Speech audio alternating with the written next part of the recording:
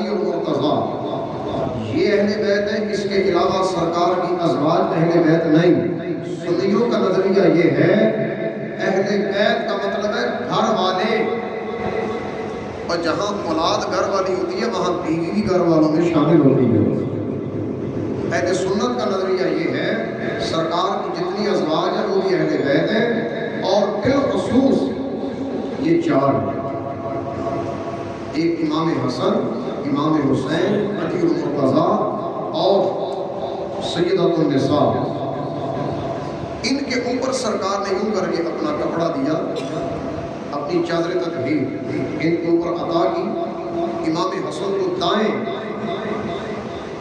ران پر بٹھایا اور امام حسین کو بائیں۔ سیدہ النساء اور علی المرتضیٰ کو فرمایا قریب آ جاؤ، اپنے قریب لیا، اوپر چادر دی۔ چادر دے کے حضور بلا کیا کہتے ہیں؟ یہی آیت پڑھی، انما یرید اللہ لیذہب عنکم الرجس اہل البیت۔ کہنے لگے یا اللہ تو نے کہا ہے کہ اہل بیت کو پاک کر دیے، یہ ہے میری اہل بیت، یہ میں نے خاص کر دیا۔ یعنی اللہ پاک نے فرمایا تھا اہل البیت صرف لفظ، اور وضاحت کس نے کی؟ مصطفیٰ نے۔ وضاحت کر بھی دی اور دکھا بھی دی، وضاحت کر بھی دی، بیان بھی کر دی اور دکھا بھی دی، پریکٹیکل کے ذریعے۔ فرمایا جس نے دیکھنا ہے میری اہل بیت کو یوں دیکھنا، یہ ہے میری اہل بیت۔ اور پھر وہاں پر بھی فرمایا اے اللہ یہ میری اہل بیت ہے، میں اس سے پیار کرتا ہوں، تو بھی ان سے پیار فرما، اور جو ان سے پیار کرتا رہے تو اس بندوں سے بھی پیار فرما۔ تو یہ ہے اہل بیت سے محبت، اور ان سے ہر طرح کی ناپاکی کو اللہ پاک نے دور کر دیا۔ اور جو بندہ بھی اہل بیت سے پیار کرے اس کو ملے گا کیا؟ میں حدیث پاک پڑھتا ہوں کہ نبی پاک صلی اللہ تعالیٰ علیہ وسلم نے ارشاد فرمایا، علی المرتضیٰ رضی اللہ تعالیٰ عنہ اس حدیث کے راوی ہیں، آپ کہتے ہیں کہ نبی پاک فرماتے ہیں سب سے پہلے میرے پاس حوض کوثر پر آنے والے میرے اہل بیت ہوں گے۔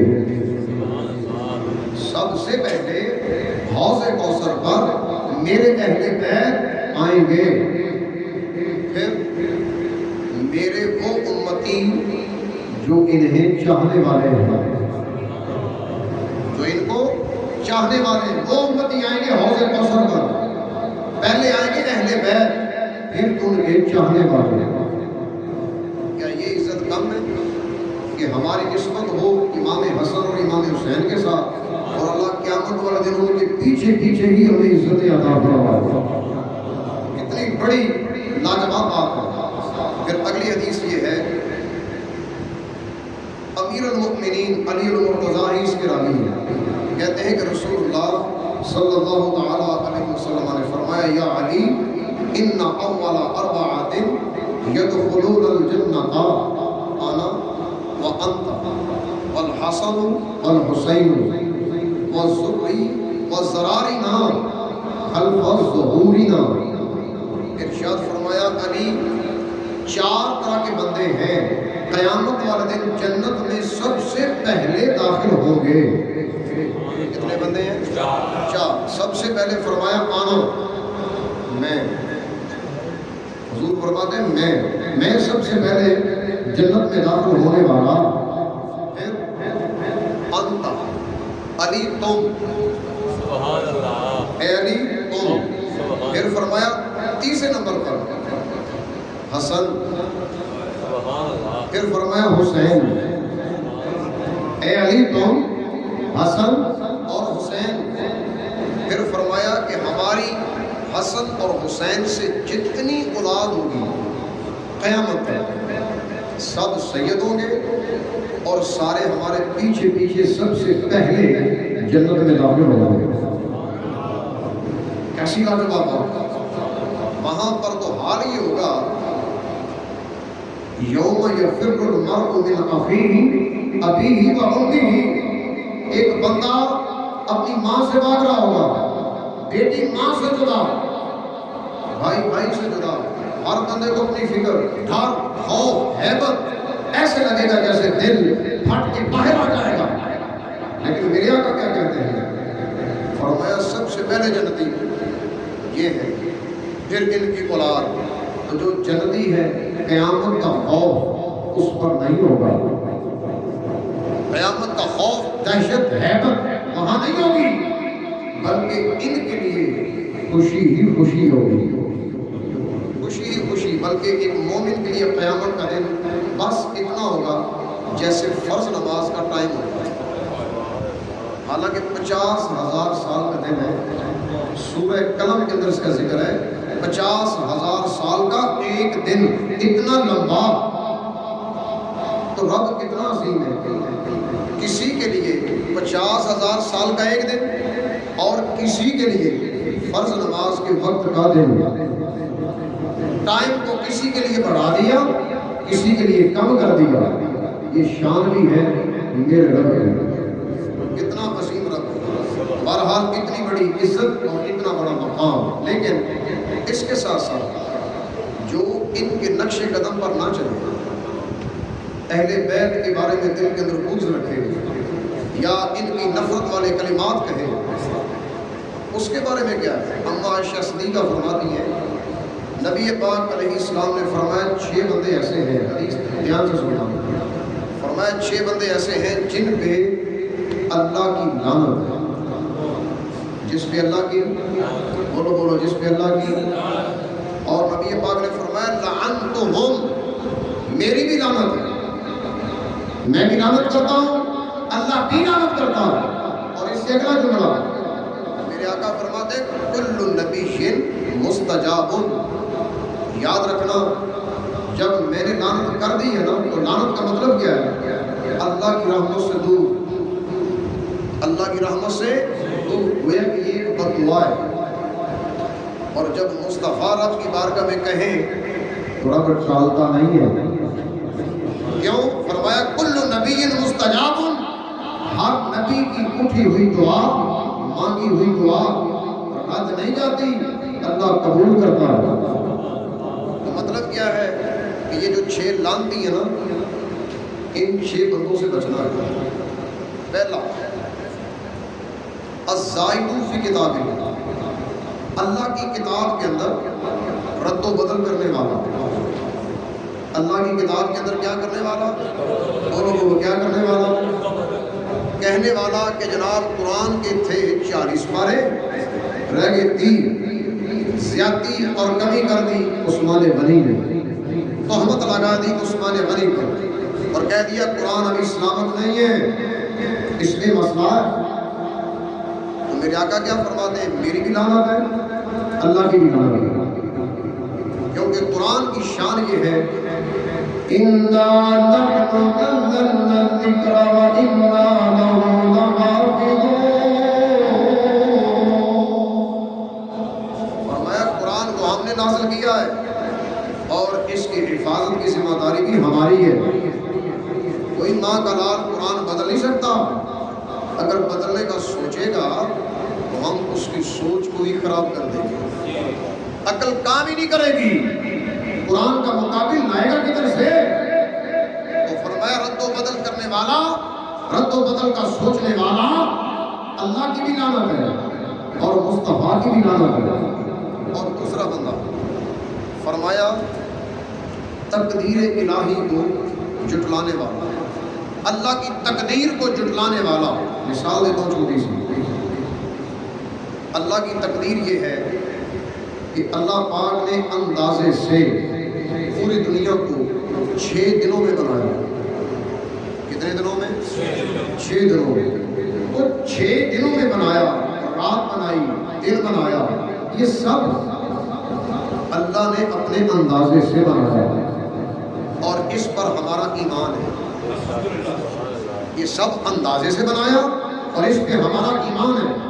جنت بھی بنائی، ہمارا ایمان ہے. جہنم بھی بنائی، ہمارا ایمان ہے. پھر صراط بنایا، ہمارا ایمان ہے. ہر اچھی چیز بھی پیدا کی اور ہر بری چیز بھی پیدا کی. ساری جو رب نے پیدا کی تو پیدا کرنے پر ہمارا ایمان ہے. اچھی اور بری تقدیر پر ہمارا ایمان ہے، ہم تقدیر کو جھٹلانے والے نہیں ہیں، اور اگر کوئی تقدیر کا منکر ہو فرمایا اس پہ اللہ کی بھی لعنت ہے، مصطفیٰ کی بھی لعنت ہے۔ کتنے بندے ہو گئے؟ دو، ایک قرآن میں رد و بدل کرنے والا اور ایک تقدیر کا منکر، اور تیسرا جو بندہ ظالم حکمران ہو، عزت والے کو ذلیل کر دے اور ذلیل کو عزت کی سیٹ پہ بٹھا دے، ایسے بندے پہ اللہ کی بھی لعنت ہے اور مصطفیٰ کی بھی لعنت ہے۔ عبارت دوبارہ سن لیں، ایسا حکمران جو عزت والے کو ذلت کی جگہ بٹھا دے اور ذلت والے کو، ذلیل آدمی کو عزت کی جگہ دے دے، سیٹیں عطا کر دے، تو ایسے بندے پہ اللہ کی بھی لعنت، میرے مصطفیٰ کی بھی لعنت۔ پھر فرمایا بیت اللہ شریف کی تعظیم نہ کرنے والا، بیت اللہ کی تعظیم نہ کرنے والا، اس پہ اللہ کی بھی لعنت ہے، مصطفیٰ کی بھی لعنت ہے۔ پھر جن چیزوں کو اللہ پاک نے حرام کیا ان کو حلال کرنے والا، یہ بھی لعنتی ہے۔ جیسے سود حرام ہے تو بندہ کہے نہیں جائز ہے، رشوت حرام ہے تو بندہ کہے نہیں جائز ہے، زنا حرام ہے تو بندہ کہے نہیں جائز ہے۔ تو جتنی چیزیں رب نے حرام کی اس کو جائز کہنے والا، حلال قرار دینے والا، فرمایا ایسے بندے پہ اللہ کی بھی لعنت ہے اور مصطفیٰ کی بھی لعنت ہے۔ پھر ارشاد فرمایا کہ جو التارک لسنتی، میری سنتوں کا مذاق اڑانے والا، میری سنتوں کا مذاق اڑانے والا اور چھوڑ دینے والا، کہے جناب یہ سنت ہے تو اپنی جگہ پر ہوگی، مجھے کیا؟ جیسے بعض بدبخت ہیں وہ کہتے ہیں جی کرسی پہ بیٹھ کر کھانا یہ بھی سنت ہے، کرسی پہ بیٹھ کے کھانا سنت ہے، ٹیبل آگے رکھ کے کھانا سنت ہے، چھری اور کانٹے کے ساتھ کھانا سنت ہے، پلیٹ اور چمچیوں کے ساتھ کھانا سنت ہے۔ وجہ اگر حضور اس دور میں ہوتے تو ایسا ہی کرتے، کیونکہ یہ انداز اچھا ہے، تو ہم یہ کہتے ہیں تم اپنی اس طرح کی بے عقلی اپنے پاس رکھو، تمہاری اس طرح کی عقل کے ہم قائل نہیں۔ زمانہ بدلنے سے مصطفیٰ کی سنتیں نہیں بدلیں گی، زمانہ بدلنے سے سنتیں نہیں بدلیں گی، توجہ، زمانہ بدلنے سے سنت نہیں بدلے گی بلکہ سنت اس زمانے کو بدلے گی۔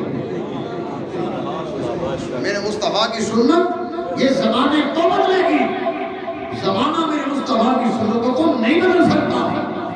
آج بھی نیچے بیٹھ کر کھانا ہی سنت ہے، اپنے ہاتھ سے کھانا ہی مصطفیٰ کی سنت ہے، اور پلیٹ میں اپنی طرف سے کھانا ہی سنت ہے، نگاہیں جھکا کر چلنا ہی سنت ہے، امامہ سر پہ سجانا یہی سنت ہے، اور داڑھی رکھنا ہی سنت ہے۔ داڑھی کا مذاق اڑانا سنت نہیں ہے، یہ سنت کا مذاق ہے، اور سنت کو جو مذاق سمجھ کر چھوڑ دے فرمایا اس پہ اللہ کی بھی لعنت ہے، مصطفیٰ کی بھی لعنت ہے۔ اور پھر فرمایا کہ میری اہل بیت کی تعظیم نہ کرنے والا، میری اہل بیت کی تعظیم نہ کرنے والا، ان کا بغض دل میں رکھنے والا، فرمایا اس پہ اللہ کی بھی لعنت ہے اور میری بھی لعنت ہے۔ لیکن اللہ کا شکر ہے کہ ہم اس لعنتی گروہ کے اندر نہیں ہیں، ہم اس گروہ کے اندر ہیں کہ جس پہ رب کی رحمت ہی رحمتیں ہیں، ایک لعنتی ہے اور ایک میرے مصطفیٰ کی رحمت کے عروج میں آ گیا۔ اب آخر میں یہ آیت مبارکہ پڑھتا ہوں، تیسرا سپارہ ہے، سورہ آل عمران ہے، اور اس کی آیت نمبر ہے 61۔ اہل بیت کا ذکر کیا ہم نے حدیثوں سے، اب ہم ذکر کرتے ہیں قرآن سے۔ مزے والی بات یہ ہے کہ اہل بیت کا ذکر مل کر کرنا اللہ کی ادا ہے اور سنت مصطفیٰ ہے۔ اہل بیعت کا ذکر کرنا اللہ کی ادا ہے، کیونکہ رب نے اس کا باقاعدہ آرڈر دیا۔ پیارے حبیب کہو، کیا کہو سن دیں۔ آیت نمبر 61 فرمایا فَقُلْ تَعَالَوْا نَدْعُ أَبْنَاءَنَا وَأَبْنَاءَكُمْ وَنِسَاءَنَا وَنِسَاءَكُمْ وَأَنفُسَنَا وَأَنفُسَكُمْ ثُمَّ نَبْتَهِلْ وَنَجْعَلْ لَعْنَةَ اللَّهِ عَلَى الْكَاذِبِينَ۔ یہ ہے آیت مباہلہ۔ کون سی آیت ہے یہ؟ سارے بولے لفظ آیت مباہلہ۔ مباہلہ کا معنی ہوتا ہے لعنت کرنا۔ مباہلہ کا معنی کیا ہوتا ہے؟ لعنت کرنا۔ یہ تھے نجران کے عیسائی، نجران کے رہنے والے بڑے بڑے عیسائی، بڑے بڑے پادری، بڑے بڑے ان کے علماء رہبان اور بڑے بڑے ان کے جوگی، علم کے اندر جن کو بڑا ناز تھا، یہ آئے مدینے میں۔ بڑے بڑے ان کے علماء ہیں مدینے میں مصطفیٰ سے مقابلہ کرنے کے لیے مدینے میں آئے، اور نبی پاک علیہ السلام سے آگے کہنے لگے کہ عیسیٰ علیہ السلام کے بارے میں آپ کیا کہتے ہیں؟ کیا نظریہ آپ کا عیسیٰ علیہ السلام کے بارے میں؟ تو میرے مصطفیٰ نے ارشاد فرمایا کہ عیسیٰ اللہ کے نیک بندے اور اس کے پیارے رسول ہیں۔ اللہ کے بندے ہیں اور اس کے رسول ہیں۔ جب کہا نا بندے ہیں اور اس کے رسول ہیں، وہ آگے سے عیسائی کہنے لگے مجھے یہ بتائیے کہ جس کا باپ ہی نہ ہو، جس کا باپ ہی نہ ہو، کیا وہ بندہ ہو سکتا ہے؟ بندہ تو وہ ہوتا ہے جس کا باپ ہو۔ تو حضرت عیسیٰ کے تو والد ہی نہیں تھے۔ کہنے کا مطلب یہ تھا کہ عیسیٰ اللہ کے بیٹے ہیں۔ عیسائی کہنے لگے کہ عیسیٰ اللہ کے بیٹے ہیں۔ جب اس طرح کی دلیل دی نا کہ بغیر باپ کے بندہ نہیں ہوتا، بغیر باپ کے بندہ نہیں ہوتا، وہ اللہ کا بیٹا ہوتا ہے، میرے آقا نے دلیل بنا کیا دی، لاجواب۔ آیت مبارکہ ہے 59۔ میرے آقا کے الفاظ اللہ نے قرآن میں بیان کیے پچھلی آیت میں، آیت نمبر 59۔ اس میں رب کہتا ہے ان مثل عیسیٰ عند اللہ کمثل آدم۔ جس طرح کے الفاظ مصطفیٰ کے ہیں وہی الفاظ رب نے قرآن میں بطور دلیل بیان کر دیے تاکہ دنیا والے قیامت تک الفاظ مصطفیٰ کی چس لیتے رہیں، مزہ لیتے رہیں۔ اور مزہ کیا تھا؟ فرمایا ہے تم کہتے ہو کہ عیسیٰ اللہ کے بیٹے ہیں، بندے نہیں، کیونکہ بندہ وہ ہوتا ہے جو کسی کا بیٹا ہو، اس کا کوئی باپ ہو۔ فرمایا تمہارا آدم علیہ السلام کے بارے میں کیا خیال ہے؟ کیا خیال ہے آدم کے بارے میں؟ ان کا تو باپ بھی کوئی نہیں، ماں بھی کوئی نہیں۔ ادھر کی بات کرتے ہو کہ جس کا باپ نہ ہو وہ بندہ نہیں ہوتا، تو بتاؤ نا ذرا آدم علیہ السلام کو بندہ مانتے ہو کہ نہیں؟ تو وہ آگے سے لاجواب ہو گئے، کیونکہ پھر یہاں میرے احمد رضا کو پڑھیے، محمد رضا یہ کہتے ہیں تیرے آگے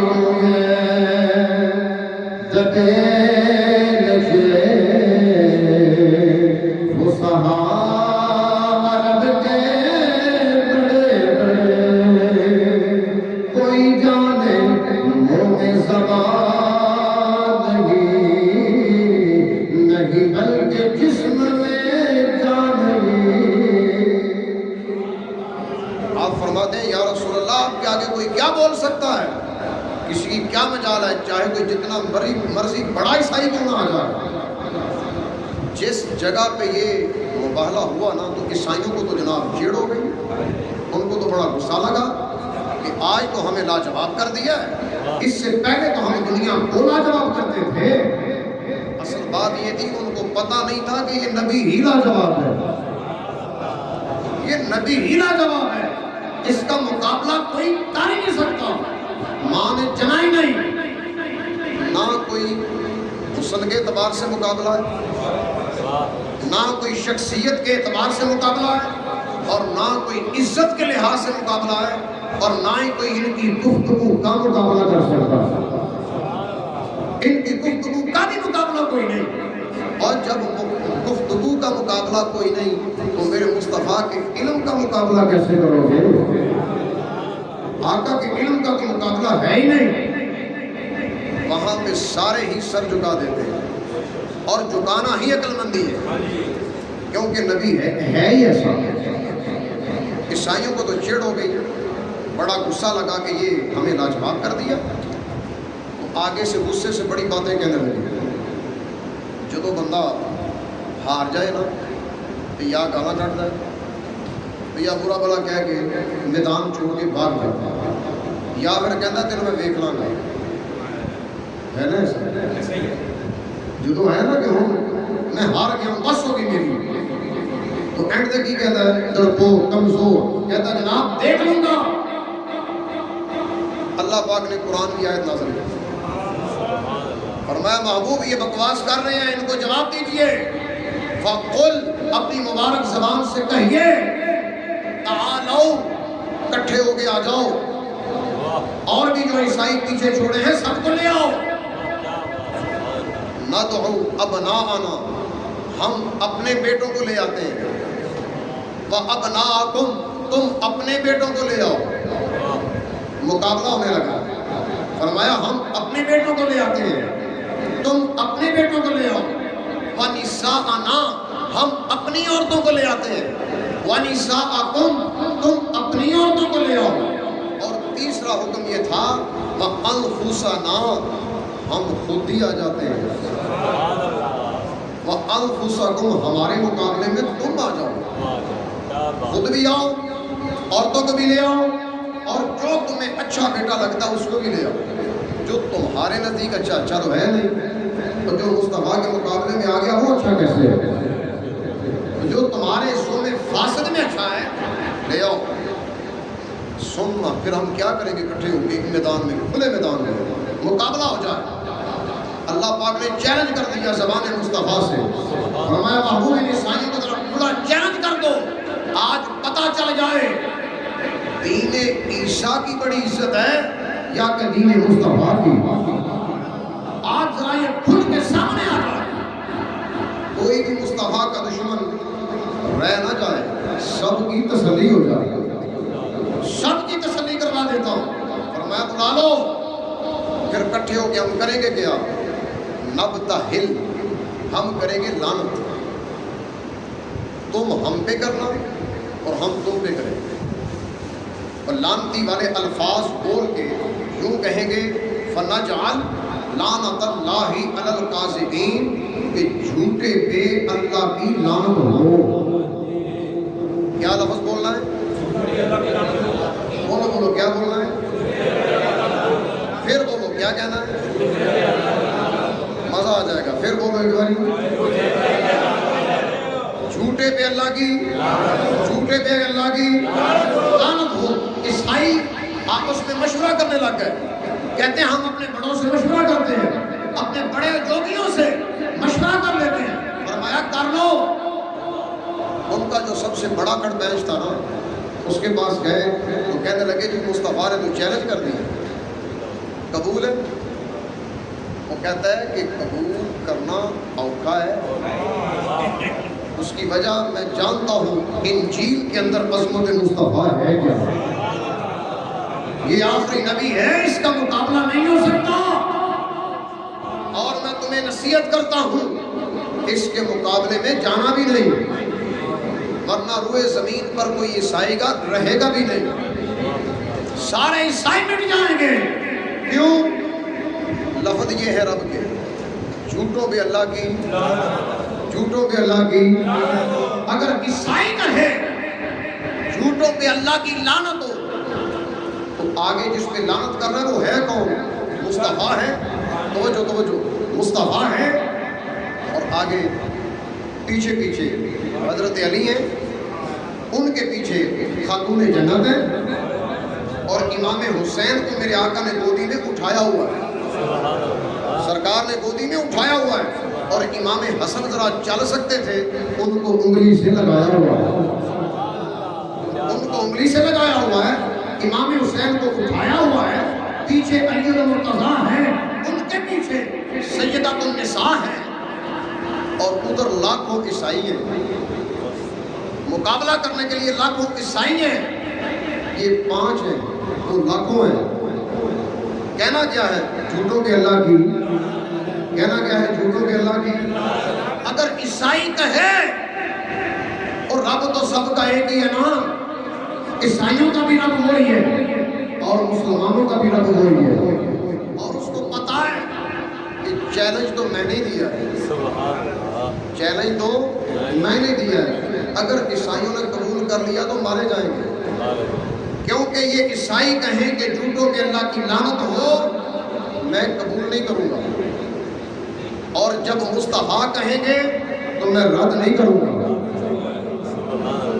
क्योंकि अगर नबी पाक की ज़बान हिल गई तो ईसाई की नहीं रहने दो, सारे खत्म हो जाएंगे। जब ईसाई आए ना तो उन्होंने देखा इमाम हसन उंगली से लगाए हुए, इमाम हुसैन गोदी में उठाए हुए, और पीछे अली और मुर्तज़ा, उनके पीछे खातून जन्नत पर्दे के अंदर रहकर आ रही हैं, तो ईसाइयों ने आवाज दी, ओए पीछे हट जाओ। ये ऐसे नफूसे कुदसिया हैं कि अगर पहाड़ को कहे ना चला जा यहाँ से, तो पहाड़ अपनी जगह से चला जाएगा। इनकी बात पहाड़ नहीं मानेगा। तुम इनका मुकाबला कैसे करोगे? इनके मुकाबले में ना आना वरना। ईसाइयों ने आपस में तय किया, हुए जमीन पर कोई ईसाई नहीं रहेगा, भाग गए, हुजूर के मुकाबले में नहीं आए। तेरे आगे वो हैं दबे बछड़े, फुसहा अरब के बड़े बड़े, कोई जाने मुंह में ज़बान नहीं नहीं बल्कि जिस्म में जान नहीं। अब मेरे आका भला क्या फरमाते हैं? सहाबा को कहते हैं, सहाबा सुनो जरा, वो जो मुबाहला वाला काम था ना, फरमाया अगर मेरे मुकाबले में ईसाई सारे ही आ जाते ना, और मैं कह देता, मेरी ज़बान से निकल जाता, लानतुल्लाहि अलल काज़िबीन, झूठे पे अल्लाह की लानत हो, आसमान से पत्थर आते, आग बरसती, जंगलों के जानवर भी मर जाते, परिंदे भी मर जाते, जमीन जल जाती, और वो जमीन पर एक ईसाई की जिंदा ना रहता, क्योंकि ये ज़बान मुस्तफा है, इससे निकला हुआ जुमला रद्द नहीं होता।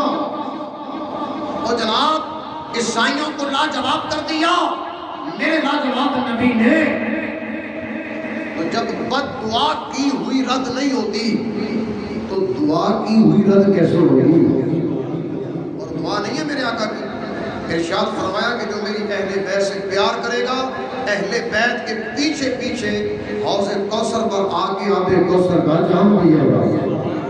अल्लाह पाक हम सब की ये हाज़री अपनी बारगाह में कबूल फरमाए, अहले बैत से वालिहाना मोहब्बत अता फरमाए, और मसलक के हक अहले सुन्नत पे कायम रखे।